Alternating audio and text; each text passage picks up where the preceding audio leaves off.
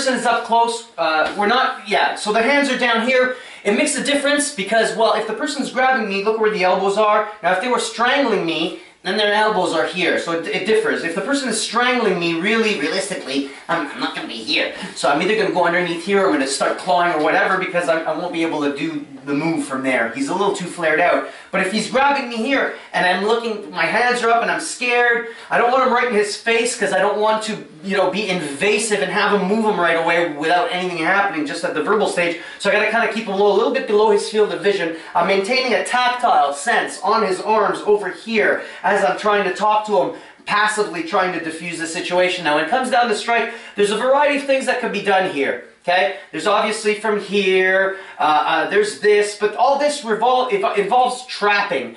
Going right through the middle most of the time, he's going to feel that. Okay, unless I unstick. If I start to do this, he's already moving. See, he's going to flare out. So that might make me miss. So I need to disconnect from his arms in order to get into his face. And the closest weapon to closest target application at this point, if I do disconnect as I'm going here, yes, I have the thumbs towards the eyes. However, him grabbing my shirt doesn't mean warrant eye gouging him. It's not that severe a threat, unless he had 7 friends sharpening their blades behind him. If this is just a one-on-one and he's grabbing me, I'm like, wah! Okay? No, too much. So my hands are here, I disconnect. As I disconnect, I flare out. Now look at my hands. Look how close they remain to his face and ears. So I don't do this, right? I disconnect here, I flare out, and I pop him right in the eardrums. Boom, here. Okay? It's literally this. So I have to tell my partner to see if I'm doing it correctly. Okay, Chris, if you feel me doing this, like flare out, don't let me grab your ears, right? So if I start to do this, see, that didn't work.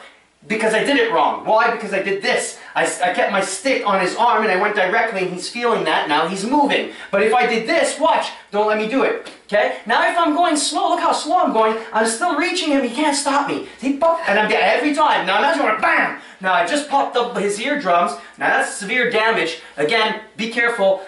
At best, if you pop an eardrum, it takes about 6 weeks to heal. 6 weeks to heal, because it's such a, right, and you can't, it's horrible hearing, because you sound like you got a tin can over your thing. At the worst, you're rendering the person deaf for life. Now, how do you train this? Slowly, on the pads.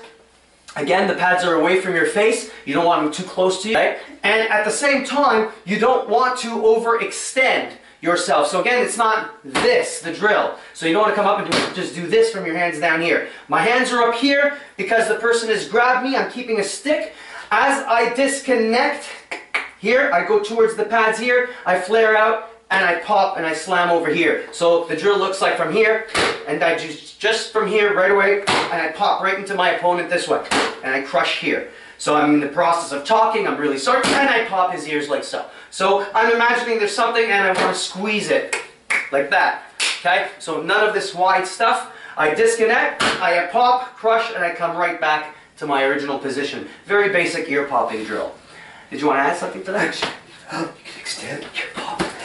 Yes, if you want to add to that, of course. You add to the drill where from here I've just got grabbed, I'm verbally diffusing, pop the eardrums, my partner shifts, and I get right back into the relentless striking and clawing, striking and clawing, striking and clawing at my opponent's mitts at that point. But again, that requires proper training for your partner to understand the timing of, well, once he's here and you got popped, to shift over and to start moving. Right? That just requires a little bit of explanation. But anything else you want to add to that?